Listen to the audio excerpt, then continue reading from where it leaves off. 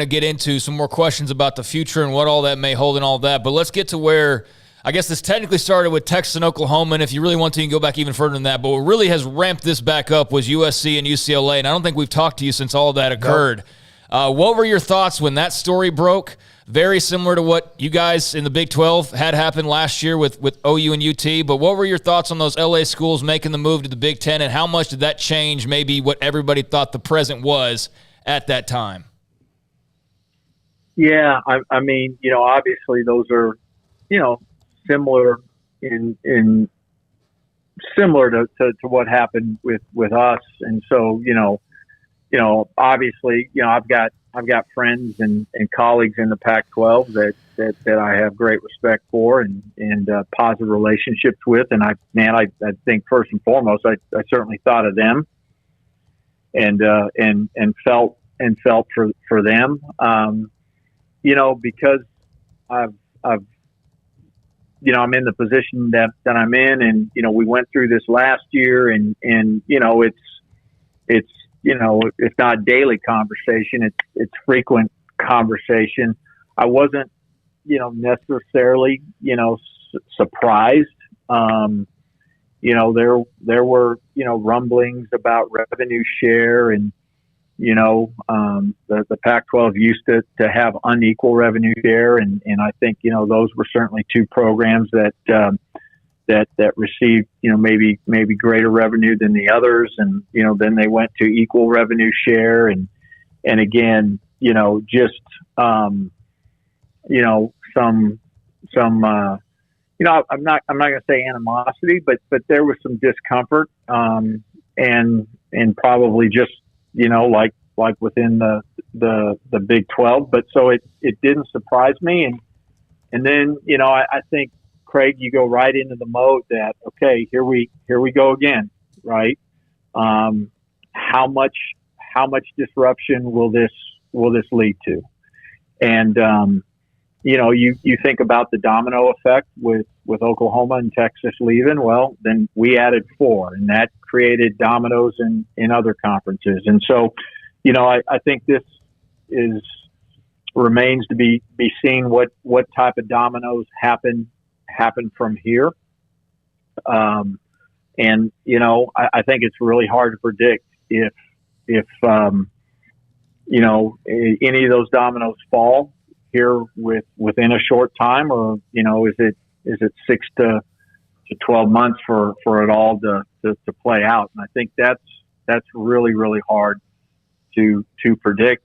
I would tell you that I don't think it's over, and I think there'll be some additional changes, but when that happens, I think all of us we'd like to think we've got an idea of when that would happen, but we don't, and you got to be ready. Mack, I don't know. Again, there's so much reporting, and some of it is people doing their jobs, and yet some of it is people throwing mud against the wall, hoping it sticks, and most of the time it doesn't. But there was a report that there was a possible merger or discussion of it. Did not last very long. Did you ever, in your wildest dreams, think that would even work if that was on the table, a Pac-12, Big 12 merger with so many different backgrounds, traditions, and whatever political and other type feelings? Yeah, I think, I think there's certainly been those types of conversations.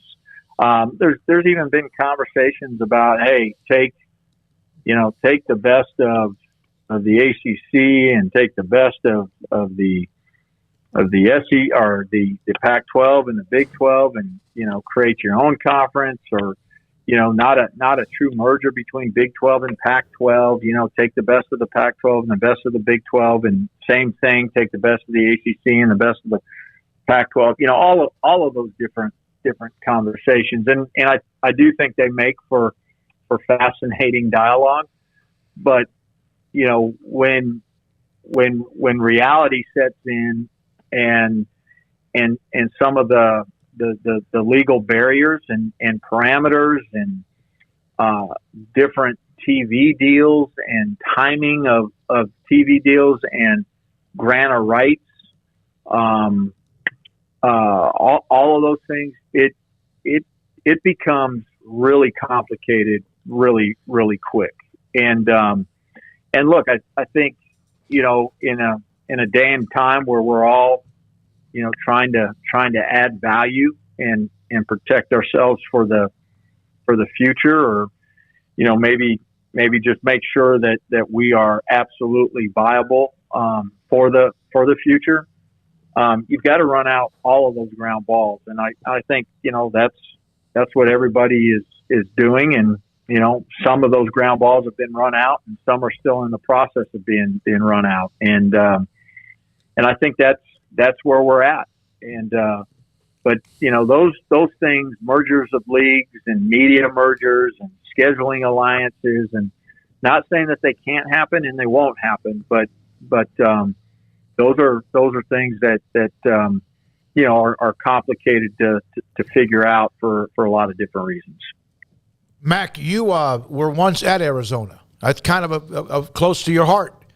Do you know enough people there that helps during this time, if in fact you're allowed to have any discussions with them?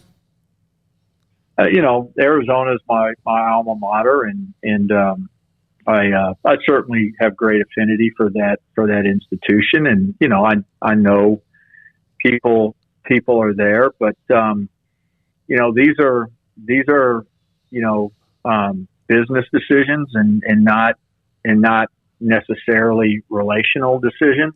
I think it can help, but look, if there's any change to the future, whether it's the Pac-12 adding schools, us adding schools, it's going to be based on business decision and who adds value and how do you add rather than dilute. How